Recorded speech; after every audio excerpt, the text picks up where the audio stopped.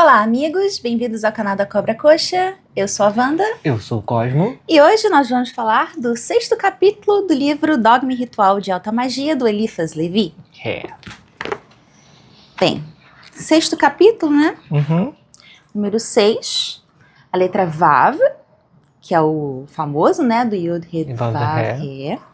O F, o equilíbrio mágico, Tiferet, que é a Sefira, né? E Uncus. Então vamos começar pelo Vav, né? O que você acha? Vamos começar como a gente sempre começa, né? A gente começa então pela 6ª letra, né? Do alfabeto hebraico, que é o Vav, né? E o significado dele é basicamente gancho. Ou como se fosse um tipo de prego que junta duas coisas. Legal. Parece. E a coisa mais importante do Vav pra gente é que o Vav ele vai ter essa questão, né, de juntar duas coisas. Por exemplo, na gramática, né, o Vav, uma das propriedades do Vav é ele ter a função de como se fosse o nosso E, né? Com essa conjunção, tipo, eu e você, aquilo e isso, né?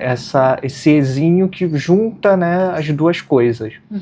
E é interessante notar porque a primeira vez que o Vav, né, aparece na Torá é justamente juntando duas coisas.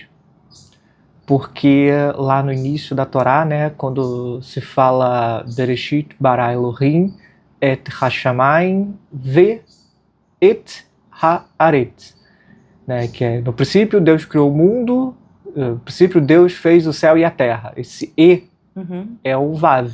Então ele já aparece juntando duas forças muito importantes, né? A força de cima com a força de baixo, né? Os céus com a terra. E ele tem essa característica... Você quer falar alguma coisa? Eu acho interessante essa coisa de... justamente de juntar e criar uma relação entre, né? Porque você não está só colando um no outro, você está juntando e você está criando uma relação entre as duas coisas, né? Como se fosse uma ponte, né? Como se fosse algo que une, né? As duas coisas que estão separadas. É perfeito um gancho para simbolizar isso, né? Sim. E, bom, basta ver, né, que tipo esse fator, né, essa característica de trazer uma coisa para próxima da outra, né, de juntar, de unir essas duas coisas, também é um conceito de religião, né, que é o religare. Unir o céu e a terra. Exatamente. Que é o papel, por exemplo, do hierofante, que é o papel do mago, que é o papel da sacerdotisa, que é o papel do imperador, que é o papel de todas as cartas do tarô, né? Que tem essa força de juntar, né, essas duas questões, essa questão superior, essa força, né, que vem de cima, que a gente pode chamar de etérea, com essa força que é material. Isso combina muito com os enamorados, né? Um casamento entre eles. Um casamento entre o céu e a terra. E, se você for ver, né, tipo, pega essa carta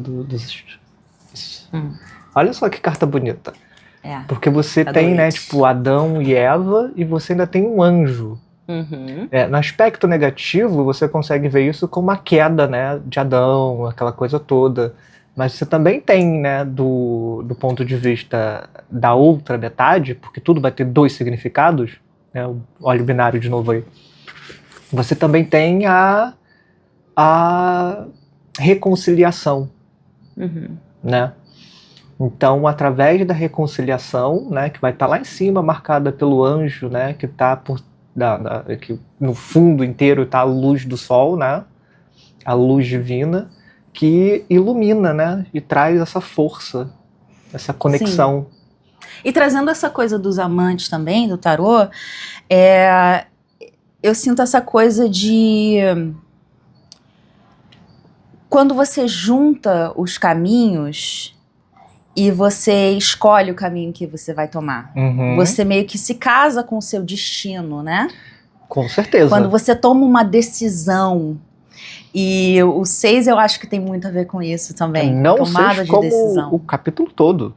Tem essa questão de você, né, se manter firme, digamos assim, né, no teu objetivo.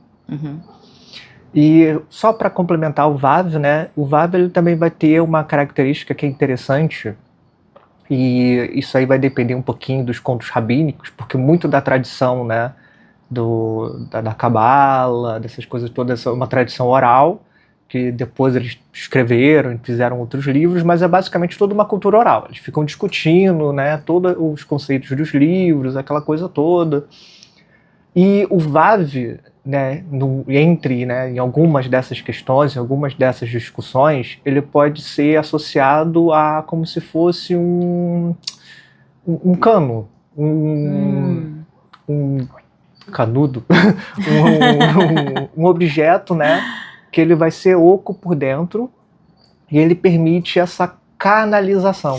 Olha que interessante. Ele permite, né, ele ligando, né, esses dois pontos, ele permite que algo flua por dentro dele.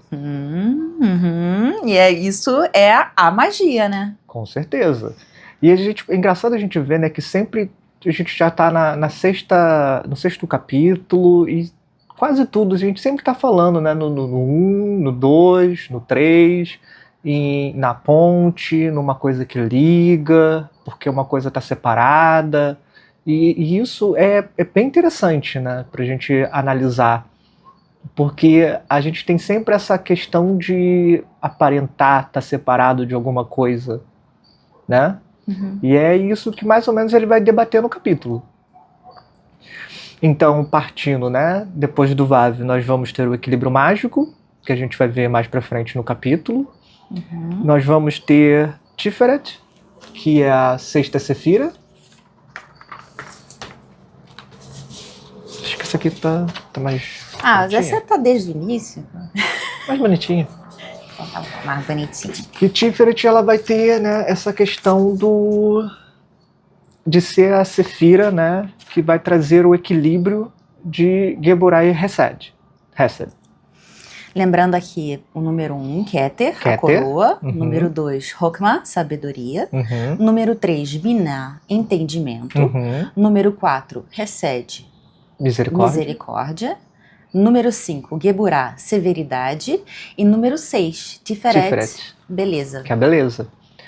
E, mais uma vez, a gente já vê nessa questão do número 6, né? Antes, a gente ainda não chegou a comentar, mas ele fala sobre o equilíbrio mágico. E você tem uma Sefira, né? Que ela traz exatamente essa característica de equilibrar as forças.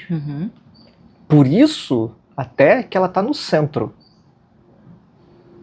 Ela já equilibra, né, as forças que vêm de cima, que é da misericórdia e da severidade, porque quando ela compreende o equilíbrio dessas duas forças, ela consegue ver a beleza no mundo. E ela também vai equilibrar, né, tem essa brincadeirinha que ela consegue equilibrar também, né, Nektzah e Hod. Então ela também consegue equilibrar essas outras duas Sefiras. E se você reparar, ela vai ter, eu acho que, se eu não me engano, ela é a única Sefira que tem a ligação com todas as outras Sefirot. Sim. Menos Malkut. E é legal que, assim, você tem o primeiro trinário, né? Sim. Pra cima aqui, e que é a essência divina, e você tem um triângulo para baixo, um triângulo para cima e um triângulo para baixo, refletindo. Espelhado. Muito legal. O 6 é o 3 espelhado. Então, é a miragem de Deus também, né? Tá, ótimo você comentar sobre isso, porque tem uma coisa, acho que é Zeifetnim, eu não me lembro o nome correto, depois eu posso trazer para vocês. Mas tem uma coisa que é chamada do pequeno rosto de Deus. Que você consegue, né, mudar a estrutura da árvore da vida com as 3 Sefiras maiores, né? E você, né, pode pegar junto de Daat e todas essas sefiras aqui e deixar ela apenas em Tiferet. Quando você faz isso, você tem aquela coisa que os cabalistas vão chamar do pequeno rosto de Deus. Porque ele é o reflexo do triângulo maior. Então, tecnicamente, você vai ter o cenário, né? Porque aqui você vai ter três, como reflexo do ternário. E aqui você vai ter, né, a grande face de Deus, e aqui você vai ter a pequena face de Deus. Legal. Então é literalmente isso. É a o primeiro vislumbre, digamos assim. E, né, a Tiferet, ela também está associada ao Sol. Sim. Então, por estar associada ao Sol, né, o centro, né, como se as outras sefiras estivessem orbitando em volta dela, ela também tem essa questão com os céus, com o astral, né? E ela vai ter também referência, isso já na magia, né, já num ponto de vista diferente, uma associação com os deuses solares.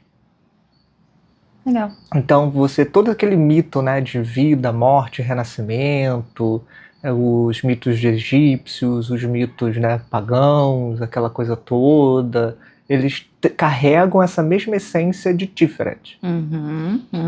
E Tiferet também vai ter uma coisa, né, que vai bater ali com Vav, como aquela coisa que une os dois caminhos, que une duas coisas, né? Porque Tiferet, ela tem uma essência. E aí a gente vai um pouquinho pro cristianismo místico, né, cristianismo esotérico, que ele tem essa referência com o próprio caminho de Cristo, com o próprio... Desculpa, gente, não é pejorativo, tá? Mas com o próprio mito do Cristo. E dizem que é o caminho, né, mais perigoso, que é o caminho do autossacrifício, de Tiferet diretamente para a coroa, passando pelo véu, né? Exatamente. É o caminho mais direto, né? A queda do abismo. A queda. E ele vai ter essa referência, né, crística. Tanto que Cristo vira e fala, né, eu sou o caminho, a verdade e a vida. Ninguém vai ao Pai senão por mim, né? Ele tem essa força solar, né?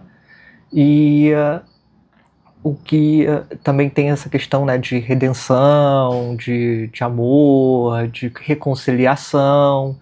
E o engraçado é que tanto o Vav, né, quanto o Tiferet, elas vão ter essa associação com o número 6. Então o Tiferet é regente dos 4, 6 do tarô. Dos menores. Dos menores, né, os arcanos menores. Então você vai ter, né, o 6 de ouro, que representa, né, um pouquinho da caridade. Você vai ter, né, o 6 de paus, que tem a ver com a vitória, né, com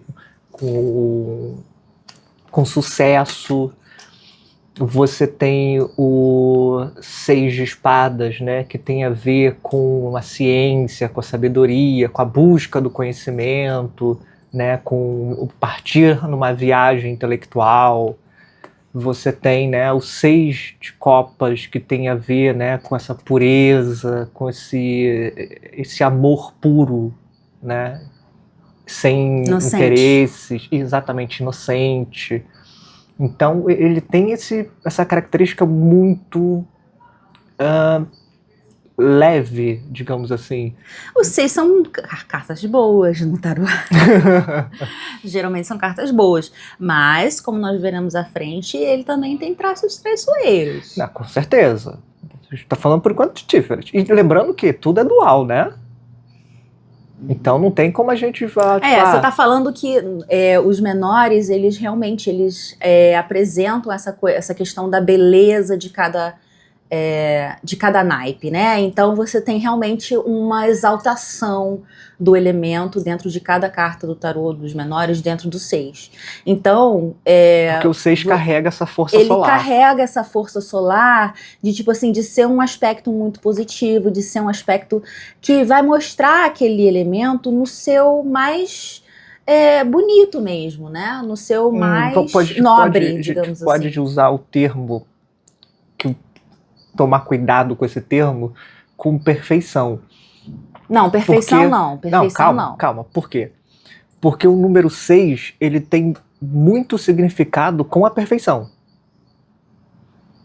Porque os 6 dias da criação, né, o mundo está completo no 6º dia. Como diria Vinícius, porque hoje é sábado. E o 6, ele também tem uma brincadeira numérica, né? Porque se você divide o 6 por 1, ele é 6. Se você divide, né, o 6 por 2, ele é 3. Se você divide o 6 por 3, ele é 2. Então ele nunca foge do ternário perfeito. Ele é completo. Ele sempre volta à essência. E ele não vamos deixar de mencionar, né, o selo de Salomão. O selo de Salomão. Que são a união realmente dos opostos juntos. A união dos opostos juntos. Mas é um símbolo de perfeição também. Né? Exatamente. De equilíbrio. De todas as forças. Né? E a gente também tem essa questão das posições, né, do espaço como um todo. Porque, né, a gente consegue fazer a comparação, por exemplo, do Tiferet, né, do número 6, com o cubo, né? Opa! Vamos falar do 6. Que o cubo, né, ele seria, né, a imagem perfeita do universo, aquela coisa toda, do material, porque ele tem, né, tipo, ele tem os 6 lados, então ele vai ter, né, frente, trás, né, direita, esquerda, e vai ter cima e baixo. E ele consegue, por causa disso, ele também tem associações com Tiferet. E uma coisa que é curiosa é que se você abrir o cubo, né, ele forma uma cruz. Na magia, essas são as direções que você trabalha, né? Você trabalha com as 4 direções em cima e embaixo. Perfeito. Né? E então o Tiferet, ele também tem essa coligação com a cruz, né? Com essa questão do sacrifício. Então ele pega muito essa questão crística da Rosa Cruz. Né? Lembrando que Tiferet, né, o Sol, o quadrado do Sol, né, é aquele que vai ter, né, o númerozinho do 36. Legal. Né, que ele vai ter o 36, né, que é o quadrado perfeito do número 6. E que se você somar todos os números, né, vai dar 666, que é 3 vezes 6. Sim, que é o único que faz um quadrado e um triângulo dentro dos 9, dentro né? dos números que tem aí, né, ele não é o único que vai, porque tipo assim, o 1 ele consegue formar um triângulo, o 3 ele consegue formar um triângulo, né, e todos esses números aqui são quadrados, mas o único que vai formar um quadrado e um triângulo, tipo, né, o quadrado perfeito e um triângulo é o 36. Sim. Que é o número 6.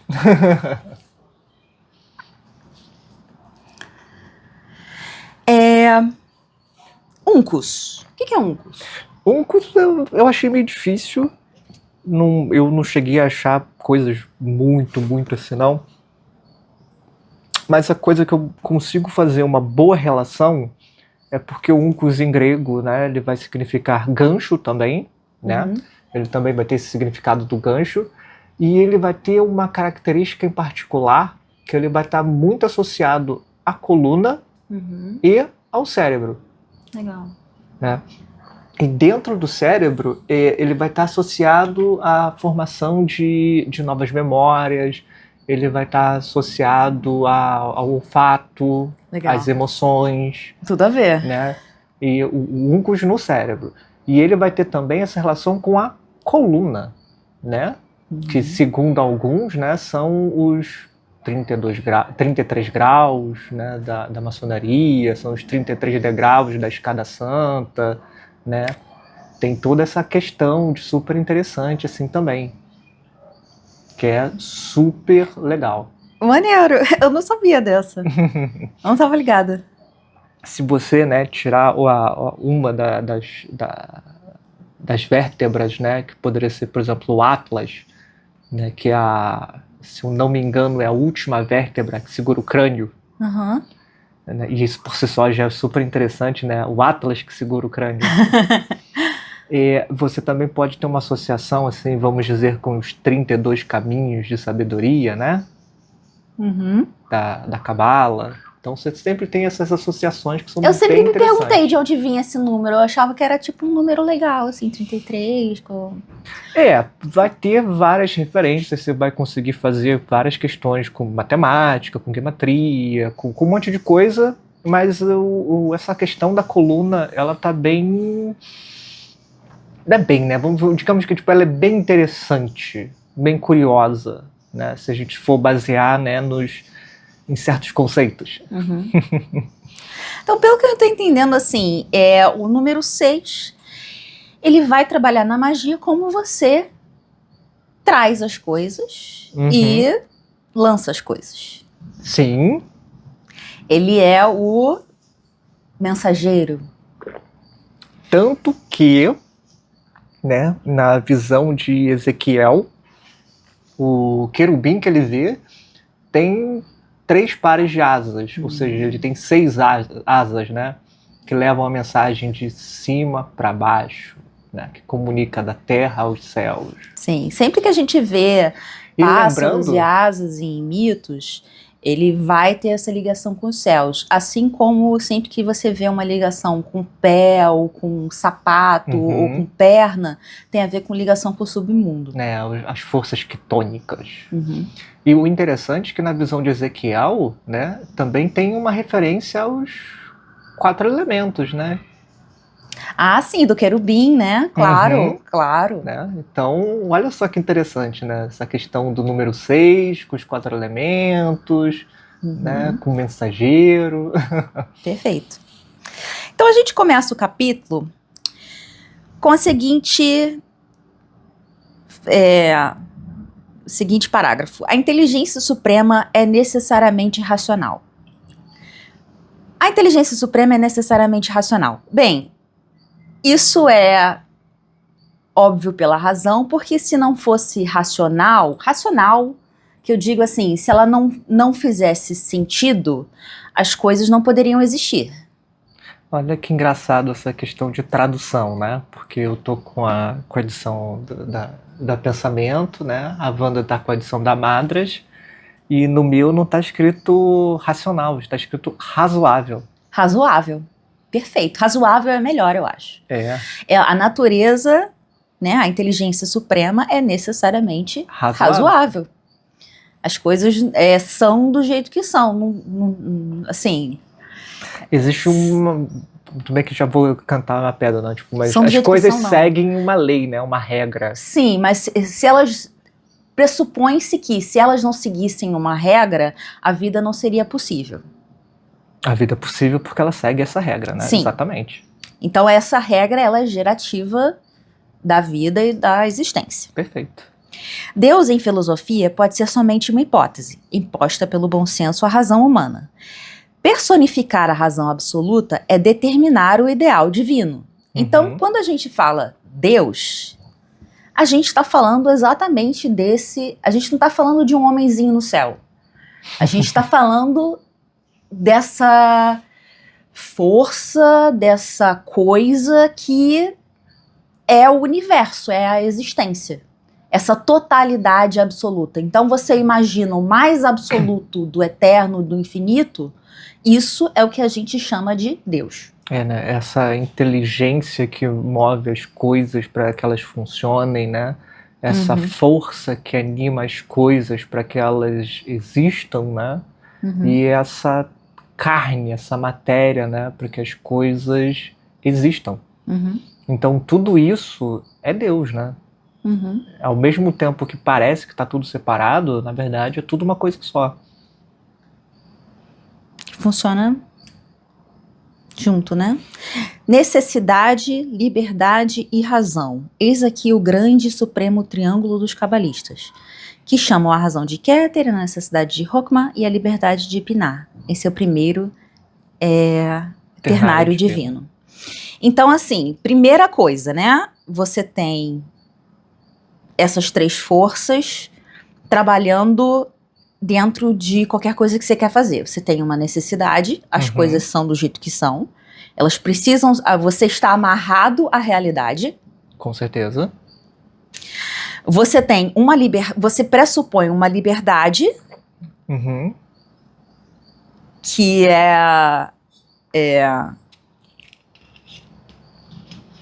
seria esse elemento divino, né, de inteligência, e a razão. Que as coisas têm que funcionar de um jeito que elas funcionam. E se você for lidar também como uma questão do ternário, né? Tem que estar em harmonia com a razão divina. Você pode ver que a razão, né? O que é o grande poder da razão? É você conseguir equilibrar, né, a força da necessidade com a liberdade. Perfeito. E aí você tem, né, essa questão que é razoável. A inteligência suprema é necessariamente razoável. Razoável. Porque você não pode ignorar o que é necessário, né? E você não pode ignorar a sua liberdade. Por que a gente tem que morrer? Porque não tem outro jeito. Deus tentou de outro jeito, não deu certo. Esse é o jeito que deu certo. As coisas têm que morrer. As coisas têm que se movimentar. As coisas são cíclicas. As coisas... Existem leis nas quais a gente vive, que é o que fez a realidade ser possível. Pelo menos a nossa, né? Dentro da nossa. Aí ele continua dando outro ternário, né? Fatalidade, vontade, poder, que é o ternário mágico, que nas coisas humanas corresponde ao triângulo divino. Então, fatalidade, um encadeamento inevitável de efeitos e causas numa dada ordem. Você não é aquele meme, né? Você não pode querer o que você não pode ter. Para de ser doida!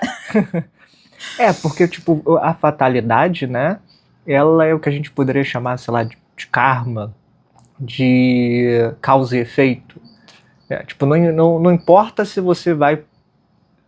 deixa eu ver um exemplo básico. Se eu botar minha mão, né, em cima de uma vela, eu não posso esperar que o fogo não queime. A natureza do fogo é queimar. Então, se eu ignoro, né, isso, eu vou me queimar. Né? Então, tudo na vida, ele corresponde a uma fatalidade. Todo ato feito, ele vai ter um efeito. Então, é aquela coisa, você não pode querer fazer um caminho mágico para as coisas se manifestarem de um jeito que, tipo assim, esse caminho não tem vez na realidade.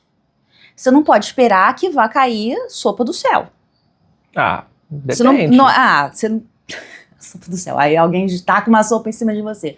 Não, mas, assim... não, eu tô falando da questão bíblica, porque caiu maná do céu. Tá bom. Mas assim,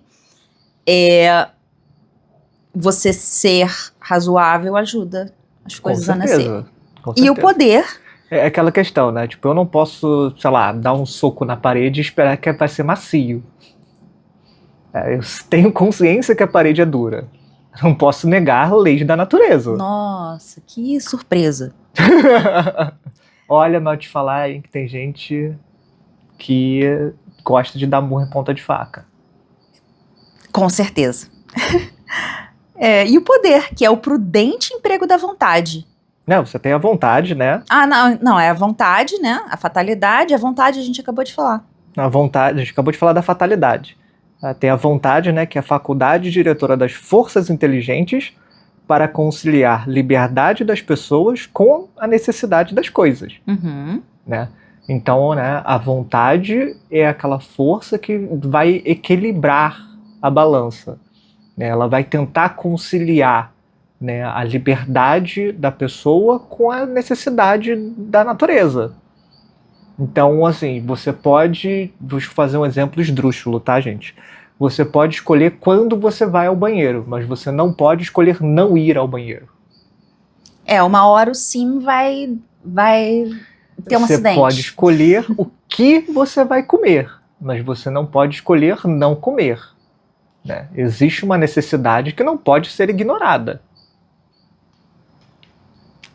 E o poder, que é o prudente emprego da vontade. que faz com que a fatalidade sirva ao cumprimento dos desejos do sábio. Perfeito. Quando Moisés golpeia a rocha, ele não cria um manancial de água, mas o revela ao povo, porque uma ciência oculta a ele o revelou por meio da varinha adivinhatória. Então, assim, ele está começando a dar a dica que existe uma lei que o vulgo desconhece, mas da qual o iniciado se serve. Uhum. Assim é a magia. Existe uma força oculta que pode ser usada para o bem ou para o mal. Lembrando que essa força ela não é benéfica nem maléfica, ela é uma força. Ela é uma força que você pode se utilizar para cumprir o que você quer, a sua vontade. Se você seguir tiver alguns pontinhos assim, se você seguir as regras do jogo, a coisa funciona. Ok, perfeito. Né? E um ponto que eu acho interessante nessa questão é que ele chega a comentar, né, que as leis ocultas são muitas vezes diametralmente opostas às leis comuns. Né? Ele fala da analogia da simpatia dos semelhantes e da guerra dos contrários. Mas aqui tem uma questão que é interessante notar, né, que ele fala que diziam outrora: a natureza tem horror ao vazio. Era preciso dizer: a natureza é amante do vazio. Se o vazio não fosse em física a mais absurda das ficções. Porque no nosso universo, né, nada é vazio. Todo espaço ele é preenchido por alguma coisa. Nem que a gente não veja. Exatamente. Né? E no espaço entre você e as coisas que estão à sua volta está repleto de coisas que você não consegue ver. Nem que seja tipo radiação, luz, né? Porque radiação parece que é tipo algo Chernobyl, não, é radiação. A luz gera radiação. Seu corpo gera um pouquinho de radiação. Tudo à sua volta gera um espectro de radiação. A minha aposta está na antimatéria. Até no espaço, né, você tem, tipo, essas energias, né? Energias no sentido real, tá? Em propagação. Mas ele tá falando também aqui de magia, né? Porque esse vazio que ele tá falando, que a natureza está apaixonada pelo vazio, esse vazio a gente também pode chamar ele de canal. Exatamente. É nesse ponto que eu queria chegar, e eu chegar um pouquinho mais pra frente. Se lembra lá que no VAV, né, ele também pode ser considerado um canal, né? Que quando ele está vazio, ele permite que algo flua através dele? É a mesma coisa, porque tipo, a natureza é amante do vazio. Então, tipo, não existe nada vazio. No momento que você consegue chegar nesse estado de vazio, né? A natureza, ela te preenche com outra coisa, né? E o que seria esse vazio, né? Vamos ver aí pra frente. Habitualmente, o vulgo toma as coisas, toma em todas as coisas a sombra pela realidade, volta as costas para a luz e contempla na escuridade que ele próprio projeta. É a famosa caverna de Platão, né? Normalmente, as pessoas só enxergam a sombra das coisas. Sim. E aqui tem umas partes interessantes também. As forças da natureza estão à disposição daquele que sabe a elas resistir. Perfeito. És suficientemente senhor da tua vontade para não estar jamais ébrio? Então dispões do poder terrível e fatal da embriaguez. Pois bem, se desejas embriagar os outros, inspira-lhes o desejo de beber e fornece bebida à vontade, mas não bebas tu. E aqui é um lugar que dá pra você se perder, porque se você acha que ele tá falando de pessoas, você se enrosca um pouco. Não, é tipo assim... Porque ele não tá falando de pessoas, ele tá falando de energia. Esse é o ponto. Funcionar, funciona. Se você leva um monte de pessoa pra encher o caneco, né, e você não bebe, você vai curtir um show, né, de camarote. Agora, ele tá falando aqui ele tá falando além uma disso. outra coisa. Isso. Então e isso em meditação vou falar um pouco mais pra frente, mas é muito importante. Com certeza. Aquele que dispõe do amor dos outros é porque se fez senhor do seu. Queres possuir? Pois não te entregues.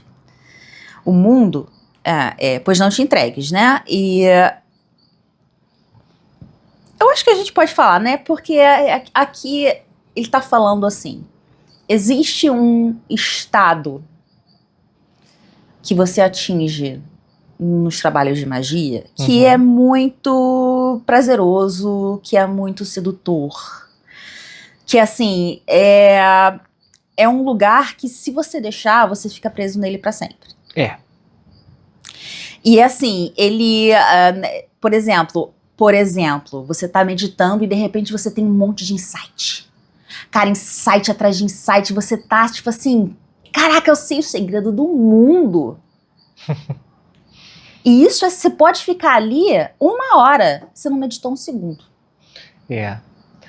Aí você sai, acorda, vira coach, começa a ensinar um monte de merda. Entendeu? Não contra todos os coaches. Não todos os coaches, né, gente? Não vamos ter preconceito. Mas, assim, isso acontece muitas vezes. Ou às vezes você tá meditando, né? Aí você chega num determinado sentimento, né? Numa determinada sensação, e você acha que atingiu um patamar, né? Tipo, e você não quer sair daquilo. E a partir do momento que você não quer sair daquilo, você começa a ter pensamento, tipo, não, pera, volta. Não, pera, eu fiz alguma coisa que eu perdi aquela sensação.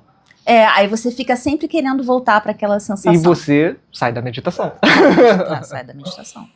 Então, até a Blavatsky falou sobre isso, né? Da primeira, segunda e terceira sala. Ela fala na Voz do Silêncio, né? Que existem algumas salas e não sei o que. E quando você consegue atingir essas salas, você tem uma sala que é maravilhosa, que você vai ter, né, várias informações, várias coisas, várias sensações maravilhosas, não sei o que, mas você deve tomar cuidado, né, porque debaixo de cada flor existe uma serpente esperando para te morder. Né? E o sábio, ele deve ir para lá, aprender, mas ele não deve se apegar àquele lugar, porque aquele lugar não é a meta dele. Então, tomar cuidado aí, porque ele até comenta, e ele vai comentar isso mais pra frente, né? Porque esse lugar, ele é sedutor. Ele é o mesmo, mas assim, ele também é meio que inevitável, porque ele é o caminho. Exatamente. Ele é o caminho. Você tem que chegar lá, mas você tem que, como ele falou, saber resistir.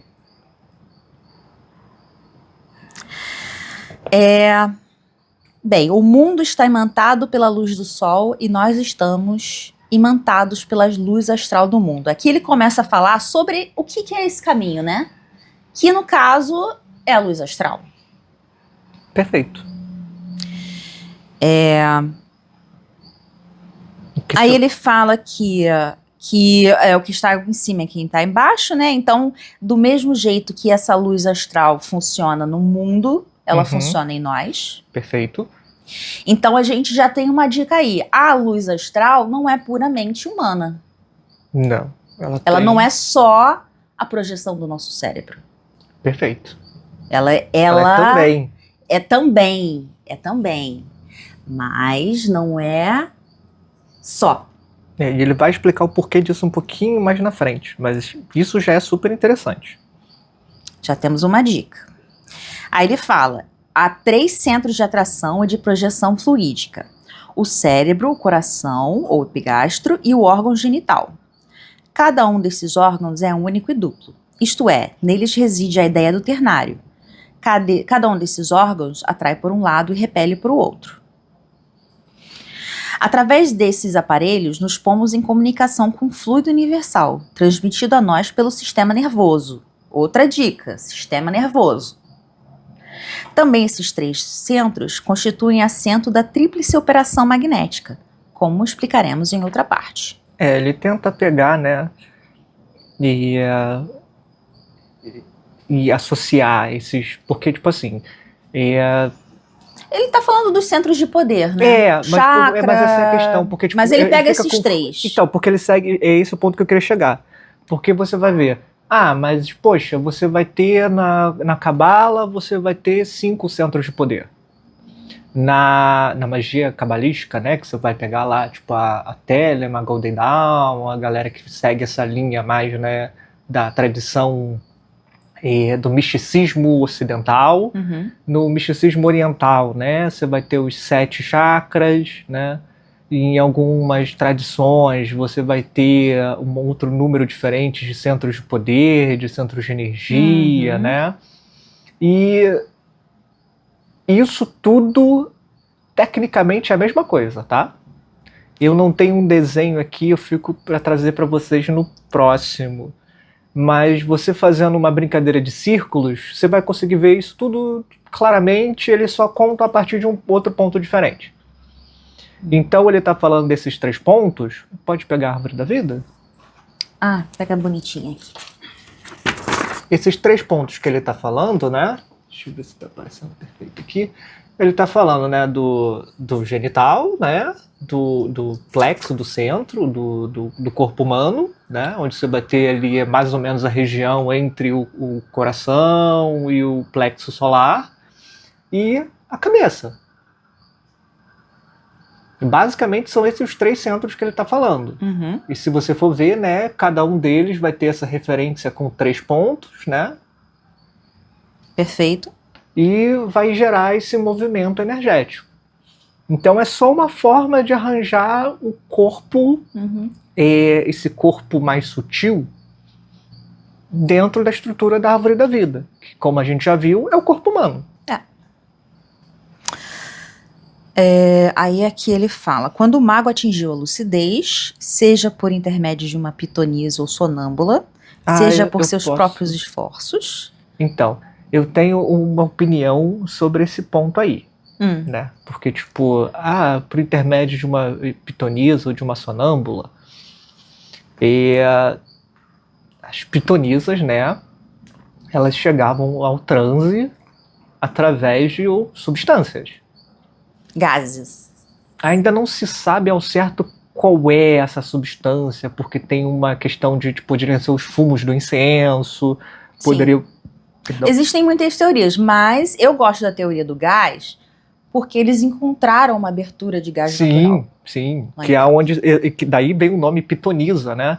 Porque é onde Apolo mata, acho que é Piton, né? E ela cai nesse lugar, né? E é o aroma do corpo da serpente que permite esse estado alterado de consciência. Então aqui a gente poderia estar falando de alguma substância, né, que altera a consciência.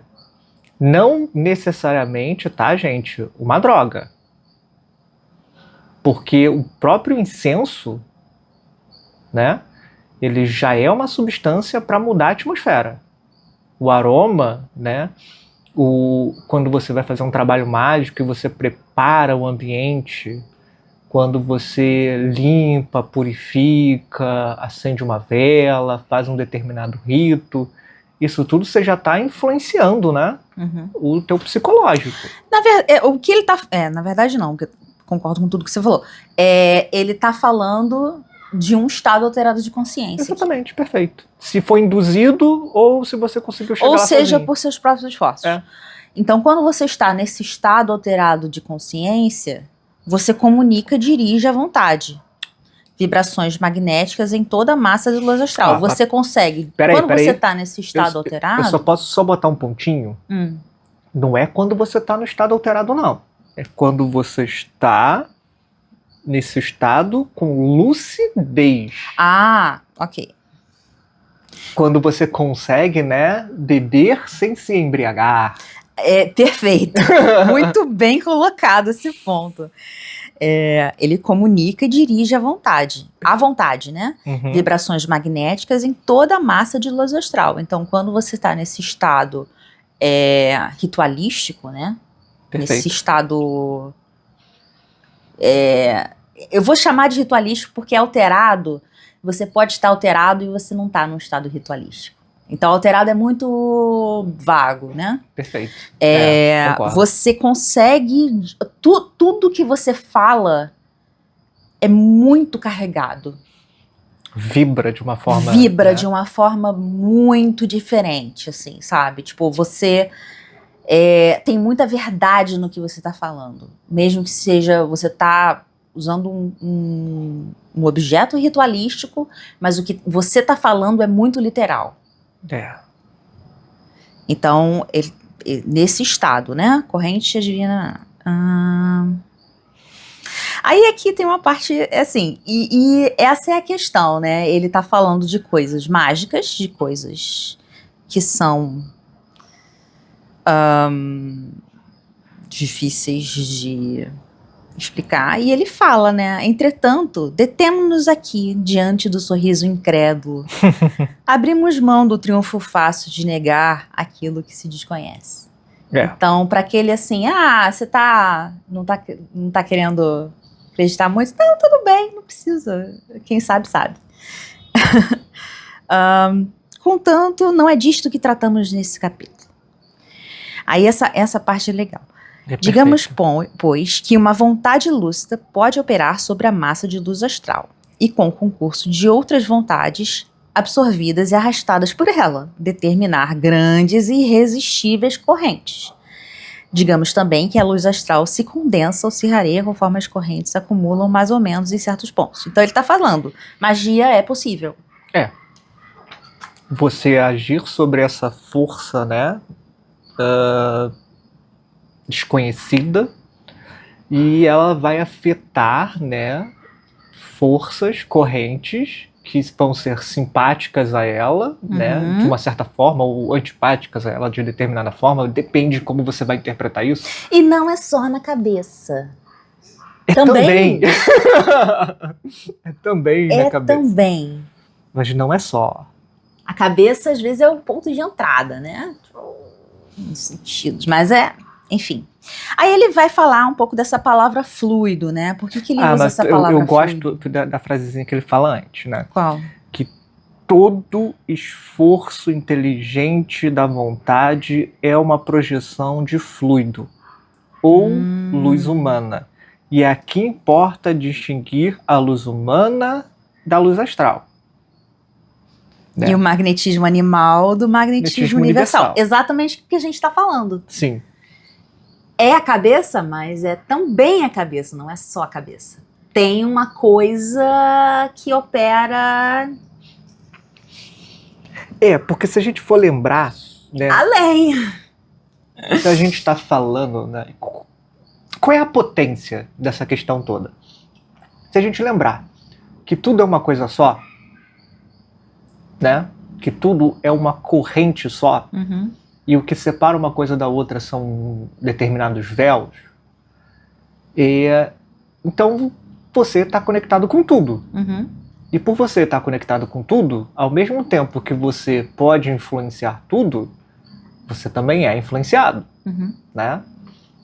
Então... Você é influenciado pelo seu meio, tem jeito. E o meio é influenciado por você. E isso além de outras características, porque a gente não está falando só de uma questão de cultural, social, de classe, de círculo, toda uma gama de volta. associações, né? A gente também está falando de uma questão energética. De vibe. Todo mundo tem uma vibe. E, assim, eu gosto, assim, ele fala, é terrestre em suas relações com o globo terrestre e exclusivamente humano em suas relações com os homens. Perfeito. Eu gosto muito da palavra gravidade. Para explicar.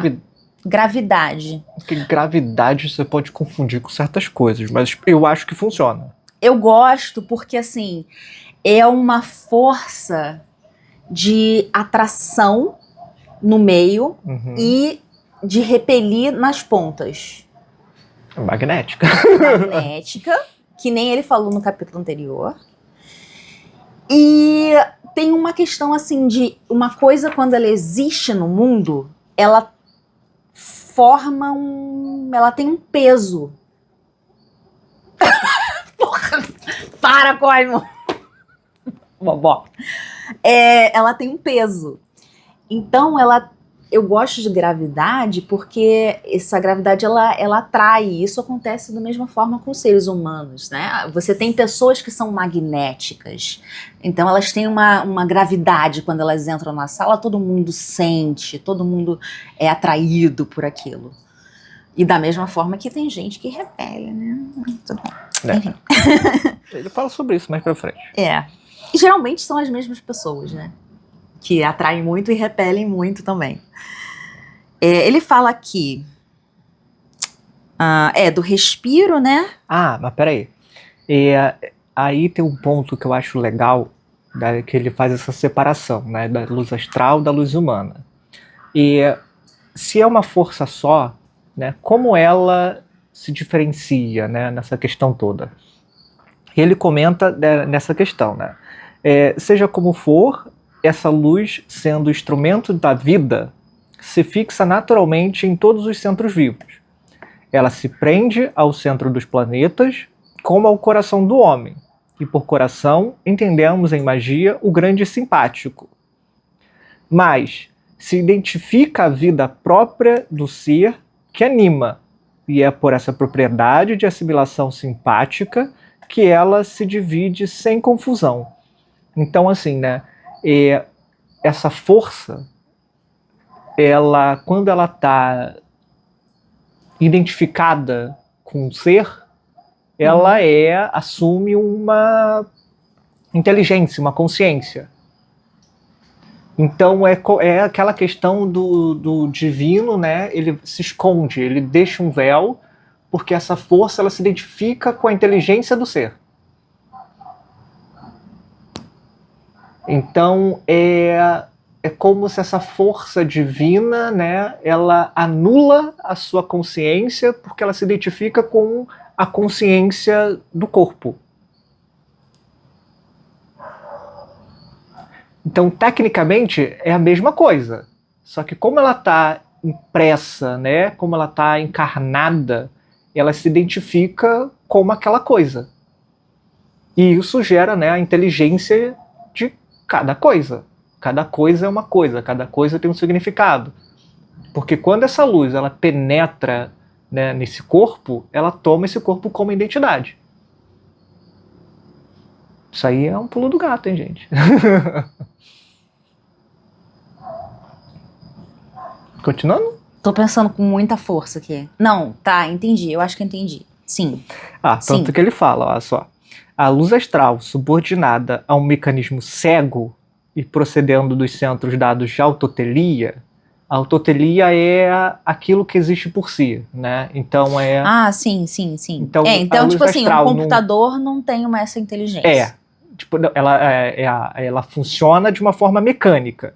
Que ele fala, né? É uma luz morta e opera matematicamente conforme os impulsos dados ou conforme as leis fatais. As leis fatais são as leis da natureza. Uhum. Então, assim, essa força numa pedra, né, num metal, num mineral, ela vai, como essa luz é morta, ela segue esse princípio natural que rege todas as forças.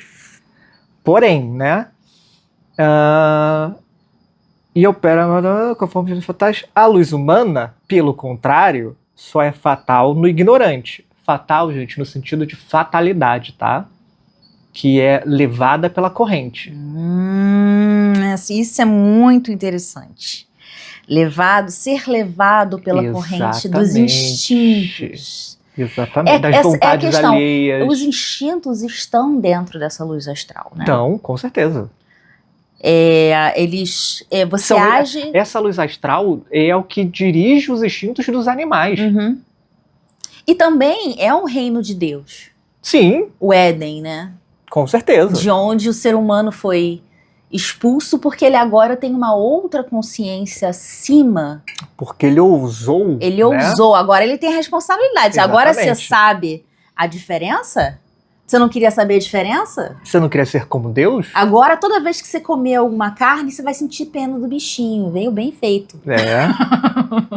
Porque você não sabe eu tô fazendo certo ou não. Ah, meu Deus, um dilema ético toda vez que você vai fazer uma coisa. Então, vai comprar um sabonete, é uma pesquisa, entendeu? Essa questão da fatalidade, né? Mas ele comenta também. que é fatal no ignorante, que faz as tentativas ao acaso. No vidente... Que é arrastada. Uhum. Ele joga as coisas... Ele tá no acaso, né? Ele não tem uma vontade fixa. Não, é aquela pessoa que não pensa muito, só vai sendo levada pela vida, né? Deixa a vida me levar. Deixa a vida me levar. Cada um na sua loucura. E ele comenta, né, que no vidente, e aqui no vidente a gente pode dizer numa pessoa que está, né, conectada, né, que chegou a um certo ponto, que tem algumas características, né, essa luz astral, essa luz humana, é subordinada à inteligência, submetida à imaginação e dependente da vontade. Ou seja, ela tá, né, e aquela brincadeira que ele fez no capítulo anterior, que ele fala, né, da diferença do mago e do feiticeiro, que né, que o feiticeiro, o diabo se serve do feiticeiro e serve ao mago, né? E é essa questão toda. Porque em né, ele está indo com as forças da correnteza e o outro sabe usar essas forças a seu favor. Ele fala aqui da simpatia, né? A simpatia é essa interação entre esses dois campos magnéticos. Você pode ler para mim, que eu não estou achando? Quando a atmosfera magnética de duas pessoas está de tal modo equilibrada... Ah, tá. Mas antes ele comenta também, ó. O corpo absorve o que rodeia e irradia sem cessar, projetando seus miasmas e suas moléculas invisíveis. O mesmo acontece com o espírito, de modo que este fenômeno, chamado por alguns místicos de respiro, tem realmente influência que lhe é atribuída, seja no físico ou no moral. No moral aqui é aquela questão do emocional mental, né? Então, você andar com certas pessoas, por mais que você não concorde, por mais que você não esteja naquele pensamento, você começa a ver que sua vida começa a mudar, o seu tipo de vida começa a mudar. Né? Você começa a ser influenciado.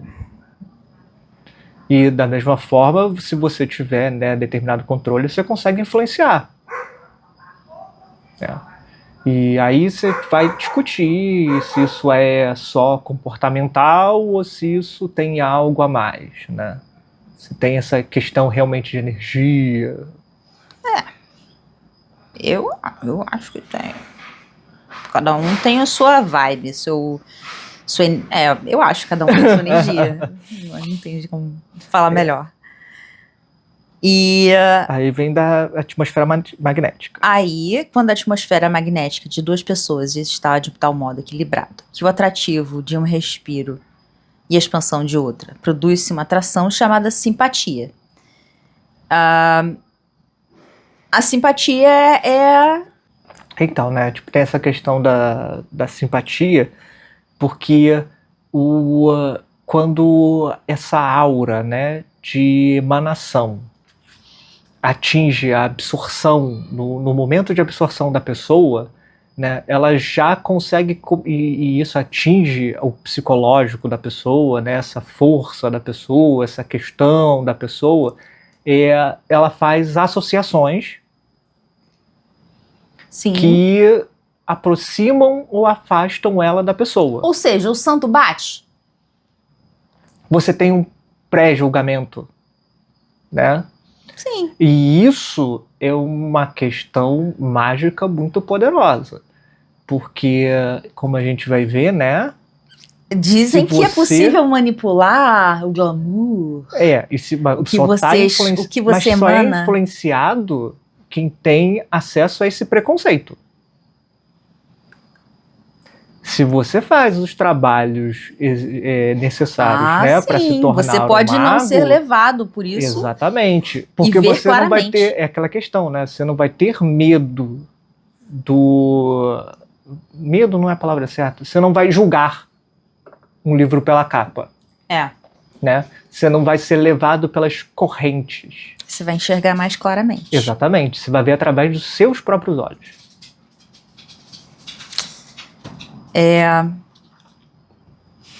Aí, pra mim, acho que a gente pode falar dessa questão, né, da luz astral como sedutor. Sim. Eu acho que eu vou ler isso tudo aqui, esse pedaço. A luz astral é o sedutor universal. Perfeito. Representado pela serpente do Gênese. Esse agente sutil, sempre ativo, sempre ávido de seiva, sempre acompanhado de sedutores sonhos e de doces imagens, essa força cega por si mesma e subordinada a todas as vontades, seja para o bem, seja para o mal, esses círculos, sempre renascente de uma vida indômita que proporciona vertigem para os imprudentes.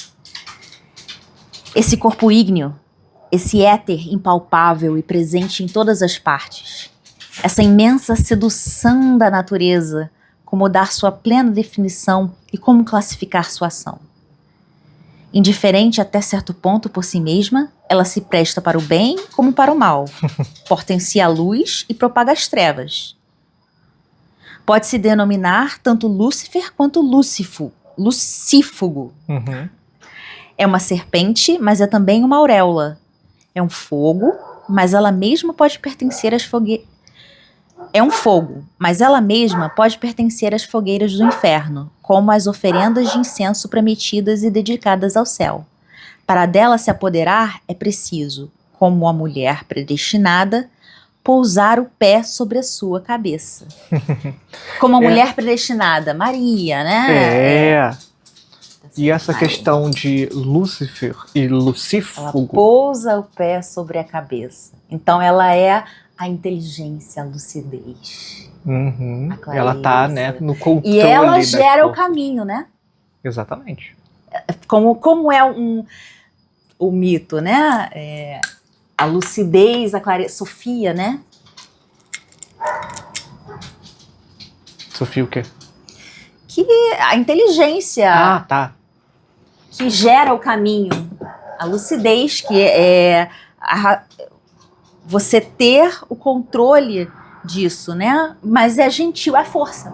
Uhum. É a carta da força. A carta da força, é isso que eu tô dizendo. É realmente a carta da força. E essa questão de Lúcifer ou Lucífugo é porque Lúcifer é o portador da luz. Uhum. O Lucífugo, na tradução, é quem teme a luz. É quem foge da luz. Então essa brincadeira do Ouroboros, né? Que está sempre tentando devorar a si mesmo e está sempre fugindo de ser devorado. Uhum. Né? É por isso que ele é esses círculos indomável. Me lembra, tipo assim, a evolução das espécies, assim. Tipo... É a natureza, a força da natureza. A força da natureza. Aí ele comenta, né? O que corresponde à mulher O que corresponde à mulher cabalística no mundo elemental é a água. E o que corresponde à serpente é o fogo. Para dominar a serpente, isto é, para dominar o círculo da luz astral, é preciso chegar-se a pôr-se fora das correntes, isto é, isolar-se.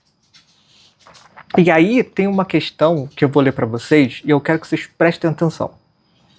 É por isso que Apolônio de Tiana se envolvia inteiramente no manto de lã fina, no qual punha os pés e cuja ponta punha em cima da cabeça. Depois arcava em semicírculo a sua coluna vertebral e fechava os olhos após ter realizado certos ritos que deviam ser passes magnéticos e palavras sacramentais, tendo por fim fixar a imaginação e determinar a ação da vontade. É engraçado, né, que essa questão de botar o manto de lã no pé e botar na cabeça, né? Uhum. Não é fazer energia fluir?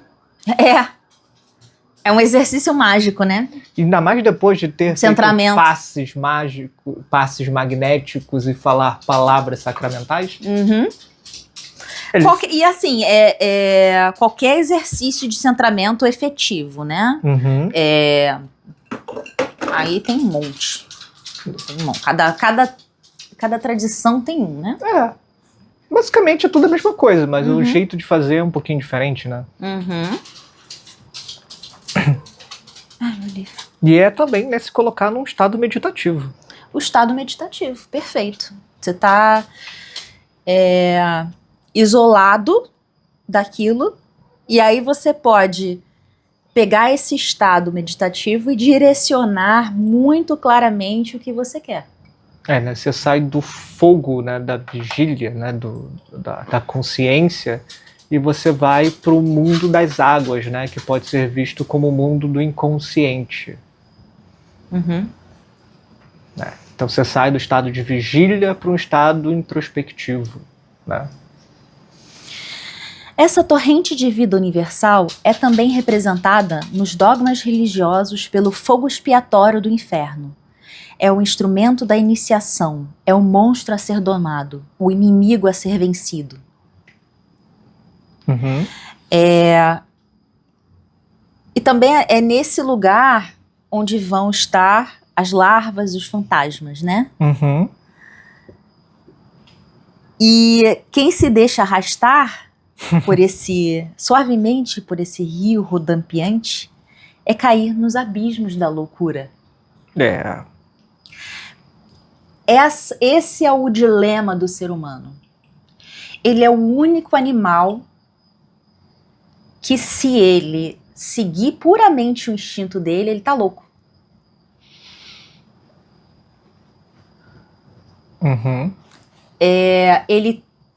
Se ele se deixa arrastar, aquilo virou um peso para ele.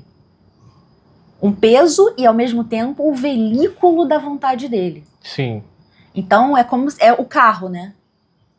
Você tá em cima das esfinges. O Vav, né? É Tiferet. Ele é o comunicador. Uhum. Né? Então, você usa esses instintos, você usa essa vontade, essa força bruta, para você direcionar ela e fazer o que você quer no mundo. Uhum. E se você não controla isso, isso controla você. Ponto. Perfeito. Exatamente.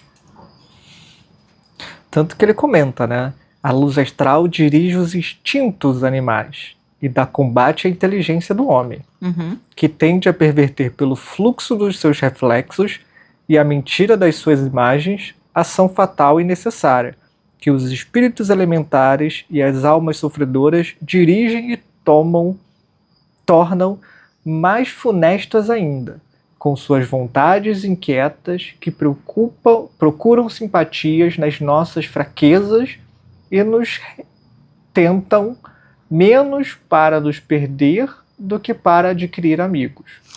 Larva astral, obsessor,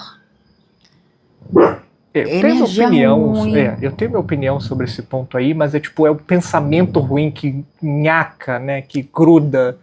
E caraca, depois que ele gruda, fica difícil de tirar. Aquela questão, se acordou bem, aí aconteceu uma coisinha no teu dia que não foi do jeito que você quis, e em vez de você banir aquilo do seu dia, você fala, pronto, meu dia acabou. E tudo que acontece de ruim no teu dia, você volta, caraca, meu dia começou ruim por causa disso, e deu tudo errado por causa disso. Ah, isso deu errado por causa disso. E você não consegue sair desse ciclo, né? Que só vai se alimentando e piorando, te levando cada vez mais para baixo.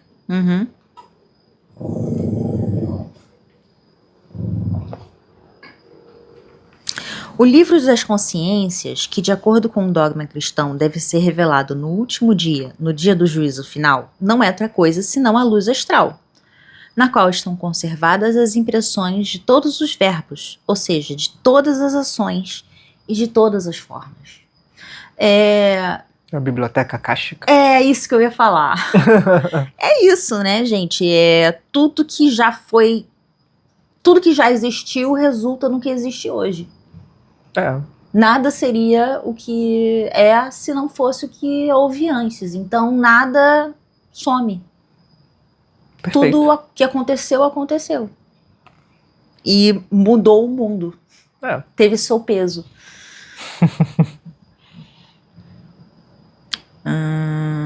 As pessoas que renunciam ao império da razão e gostam de desviar sua vontade em perseguição dos reflexos da luz astral estão sujeitas a alternativas de furor e tristeza, que fizeram imaginar todas as maravilhas de possessão de demônios. E é aquela coisa, né? Nesse ponto, ele está falando a questão da imaginação. Né? Que se você não está no controle da sua cabeça, você começa a ser influenciado por forças externas. E aí você se ilude, né? Com certeza. Nossa, hoje em dia com o algoritmo, TikTok, etc, etc, etc, e companhia, né? É muito fácil você ser levado num buraco de Alice cada vez mais profundo, né? E você se perder completamente nisso. Muito fácil mesmo, muito fácil mesmo.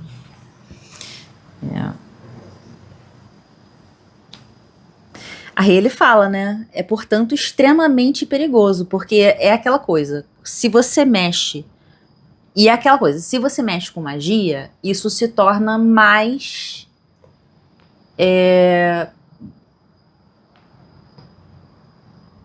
intenso, mais perigoso. É, portanto, extremamente perigoso entreter-se com os mistérios da magia e sumamente temerário praticar os ritos por curiosidade, a título de experimento e para provocar potências superiores.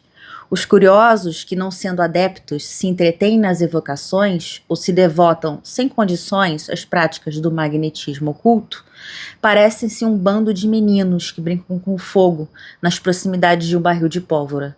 Cedo ou tarde serão vítimas de uma terrível explosão. E isso é uma verdade. Vai mexer com magia, assim, de brincadeira, de palhaçada. Ao mesmo tempo que também não existe caminho seguro, né, gente? Não existe caminho seguro. A partir do momento que você coloca o seu pezinho e você começa a trabalhar com energia, você começa, né, a mexer com o seu subconsciente, com essas coisas todas, e você fica mais suscetível a isso também. Com certeza. Você fica mais suscetível à loucura. E se você não tiver, né, um determinado conhecimento, um determinado controle, uma determinada maturidade, você realmente fica maluquinho. Fica aquela pessoa esquisita, sabe? Que só fala... é aquela pessoa que acha que tudo é espiritual. Também. Sabe? É aquela pessoa que, tipo, aí a pessoa começa, tipo, a ver vulto e fala que a vida dela tá desandando porque ela tá mexendo com magia. Também. Mas, cara, será? Será que não é só você sendo super influenciado pela sua própria cabeça? E como o filósofo diz, né? Quando você olha pro abismo, o abismo te olha de volta. Então, assim, mexer com magia, né, é encontrar um mundo de maravilhas. Mas como o buraco de Alice, né, é também cheio de perigos. Com certeza. E não existe caminho seguro, tá? Sinto muito. Não. Aquela pessoa que falar pra você, porque você precisa de um mestre para ser um caminho seguro, para fazer magia de forma segura. Não existe magia de forma segura. Não existe magia segura, gente. Não tem curso que vai te manter seguro nesse mundo totalmente. Eu acho que a única questão do mestre que pode te ajudar... Não tô desmerecendo o mestre. Desculpa, vou bater na boca. Não, mas tipo assim, eu acho que mesmo assim... a importância de mestres e de professores. Porque o conhecimento, ele pode demorar mais, mas você vai chegar lá. Eu acho que a questão do mestre, ela tem uma certa influência, porque quando você começa com magia, principalmente no caminho, né, de baixo para cima, né, de encontro com Deus, você vai passar por situações muito... como é que eu posso dizer? Sem chão. Seu mundo vai começar a quebrar, sua realidade vai começar a quebrar, você vai começar a quebrar. Então, assim, o mestre, né, ele vai estar ali mais para virar para você e falar, cara, calma que todo mundo passa por isso. Se preocupa não. Tá? É normal, tá? Levanta e segue em frente. Não Isso. se preocupa.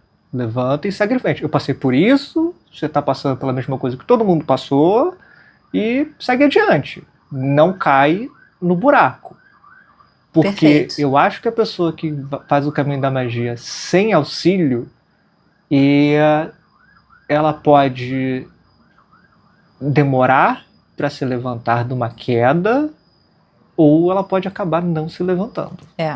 E eu acho que esse é o maior perigo da magia. Então não é tipo, minha vida tá desandando. Cara, cuidado que, tipo, crescer, né, no sentido espiritual, no sentido de pessoa, de verdade, é doloroso. Né? Não é à toa que a gente tá falando de Tiferet, do caminho crístico, e, cara, quem se ferrou pra caramba é Cristo. Então, assim, não é um caminho fácil. É doloroso. Não existe caminho seguro, sem dor. Dor faz parte do aprendizado, tá? Perfeito. Aí ele fala das substâncias inebriantes, né? Os enteógenos. Drogas, né? Drogas. Existem substâncias inebriantes que, exaltando a sensibilidade nervosa, aumentam o poder das representações e, por conseguinte, das seduções astrais. Pelos mesmos meios, mas seguindo uma direção contrária, pode-se amedrontar e perturbar os espíritos. Da mesma forma que você vai ter substâncias que vão te deixar doidão, vai ter substâncias que vão te deixar mais concentrado, né? Não, e da mesma forma que você pode usar certas substâncias, de uma forma ritualística, de uma forma mágica, essas mesmas substâncias, se usadas de forma irresponsável, pode te deixar cada vez mais lelé. Como tudo, né? Como tudo. Não adianta, assim, tipo, aquela pessoa que usa ayahuasca toda semana e, tipo assim, perdeu completamente o pé da realidade e acha que tá, assim, o grande iluminado da parada, entendeu? É muito perigoso. Essa questão de qualquer coisa, né? Até da magia, não precisa nem ser uma substância enteógena nem nada. A própria magia faz isso também.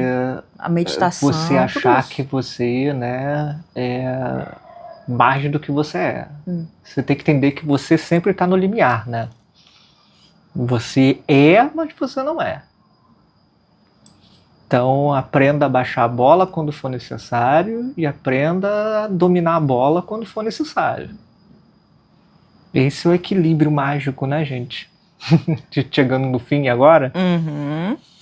E ele comenta, né? Eu queria só fazer um outro comentáriozinho.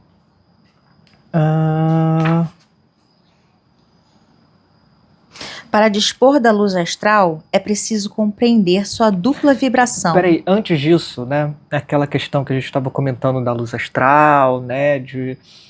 Eu vou fechar meus olhinhos, eu vou entrar num estadozinho de meditaçãozinha e vou fazer magia, né? E vou fazer essas coisas. Não, eu aprendi a controlar certas coisinhas e isso aqui, então eu sou a pessoa que vai conseguir fazer magia. Ele fala da resistência, né? E aí entra uma brincadeirinha, né, que ele comenta. Para isolar-se da luz astral, não basta rodear-se de pano de lã. É preciso ainda, e principalmente, ter imposto uma quietação absoluta ao seu espírito e ao seu coração. Ter saído do domínio das paixões e estar seguro na perseverança dos atos espontâneos de uma vontade inflexível. Bom, por isso só não é qualquer um que consegue fazer magia, né? Se tudo que você faz é aquilo que você quer fazer,